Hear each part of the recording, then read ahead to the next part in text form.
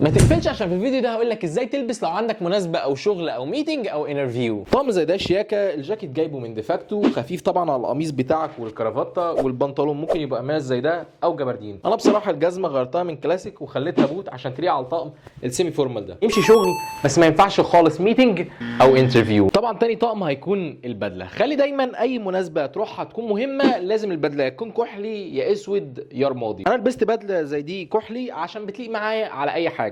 الجزمه بصراحه لبستها هافان، وممكن اغير الجزمه بسنيكر ابيض بس هقلع الكرافته عشان كله يبان مع بعضه سيمي فورمال ويبان احلى. طقم هو بس انا غيرت فيه بس البالطو الهافان، لازم يكون عندك واحد منه في الشتاء. تاني حاجه غيرتها هي البوت، غيرت الجزمه وخليتها تشيلسي بوت. كمان في الشغل هيخليك شيك قوي وفي الميتنج هيخليك ممتاز.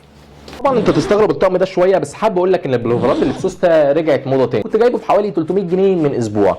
الجزمه كلاسيك صرف عشان تليق على طقم شيك زي ده، فانت لو استفدت حاجه